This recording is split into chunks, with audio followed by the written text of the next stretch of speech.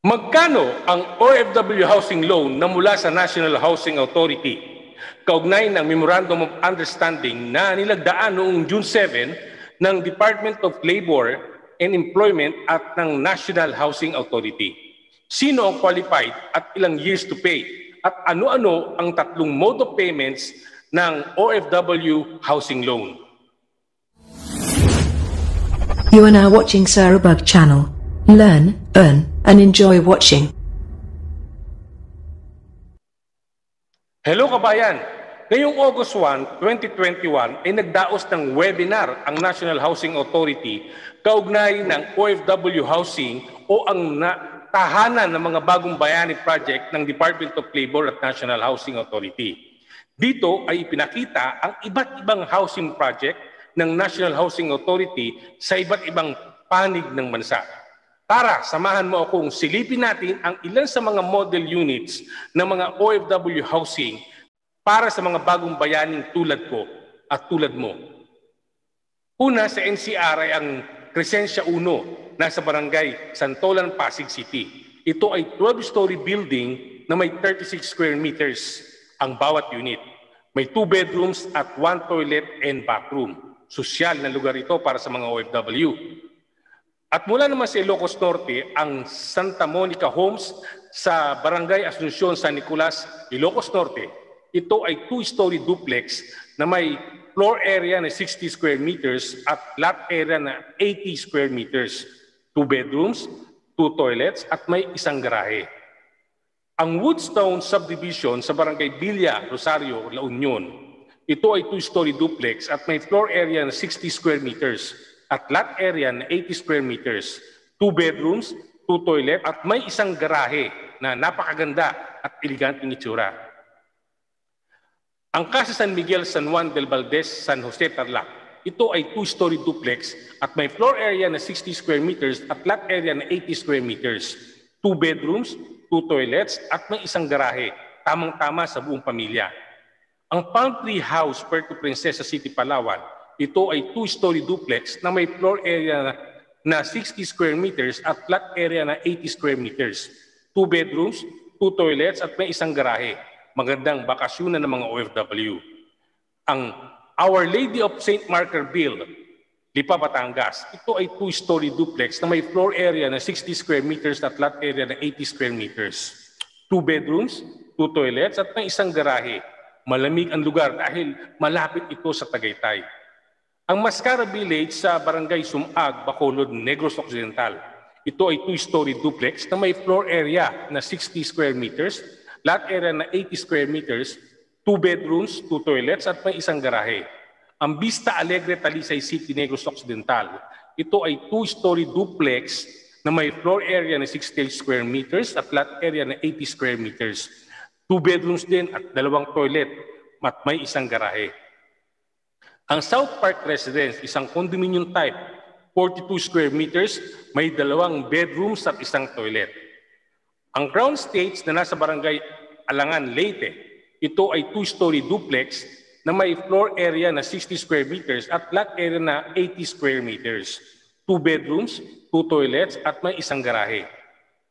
Ang Kaabaluay Place sa Barangay Kabaluay sa Buanga City, ito ay 2-story duplex na may floor area na 60 square meters at lot area na 80 square meters.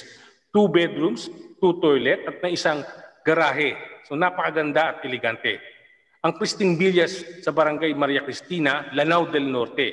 Ito ay 2-story duplex na may floor area na 60 square meters at lot area na 80 square meters.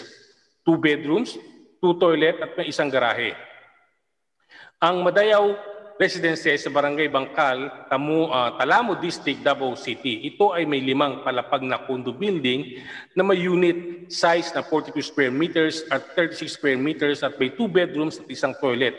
Sosyal na sosyal ito para sa mga OFW. Pero sino nga ba ang qualified? Ang qualified ay ang mga Filipino citizen dapat. Siyempre, ito para sa mga OFW.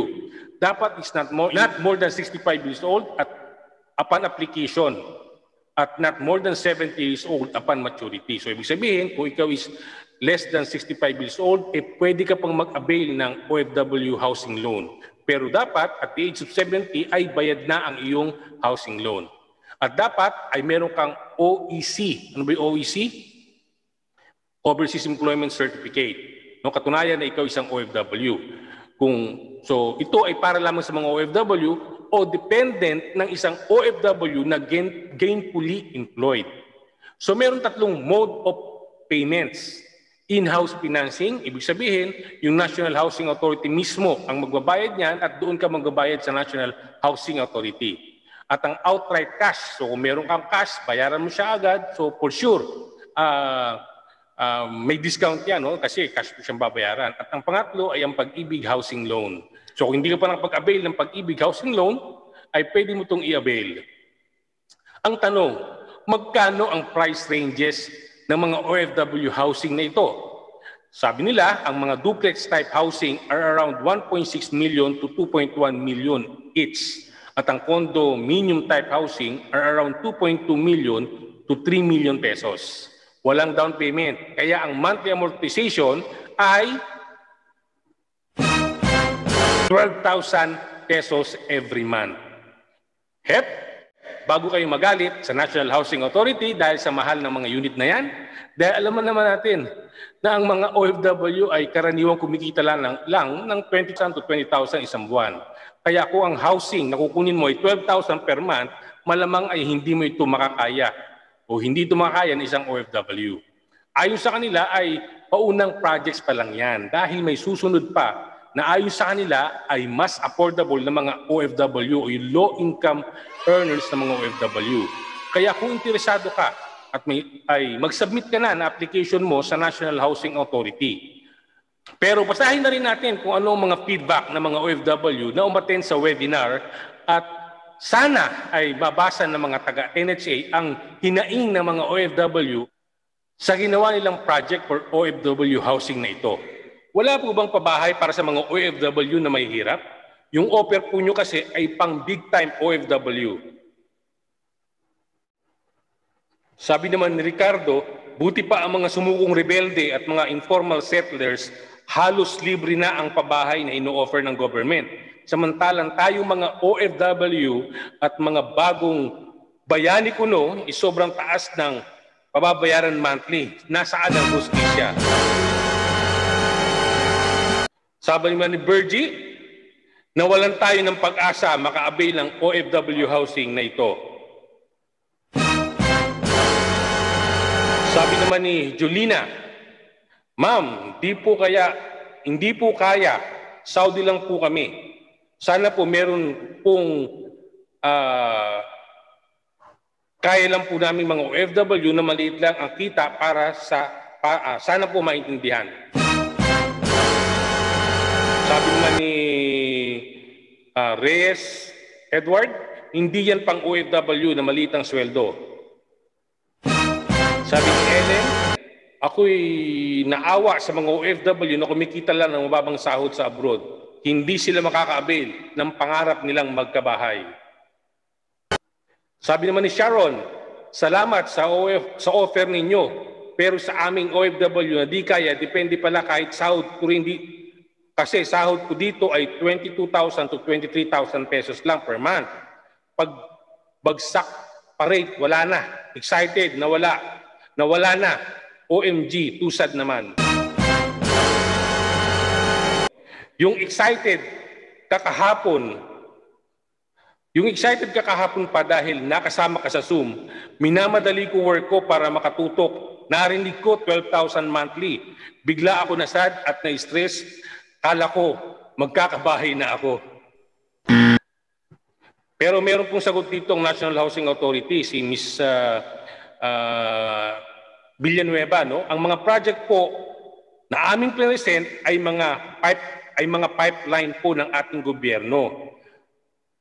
Pauna pa lamang po ito sa mga susunod na proyekto ng ating gobyerno. So yun pala pinakita, pipeline pa lang. So meron pa tayong aabangan na mga susunod na project ng National Housing Authority na sana ay magkaroon ng project para sa mga OFW na mababa ang sweldo tulad nating mga nasa Middle East. So, yun lang po, kung ano man po ang inyong mga saloobin o ano ang inyong palagay sa mga project na ito ng National Housing Authority, mag-comment lang po kayo sa baba ng video na ito.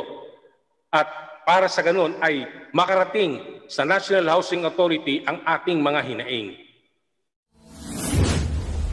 You are now watching Sarabug Channel. Learn, earn, and enjoy watching.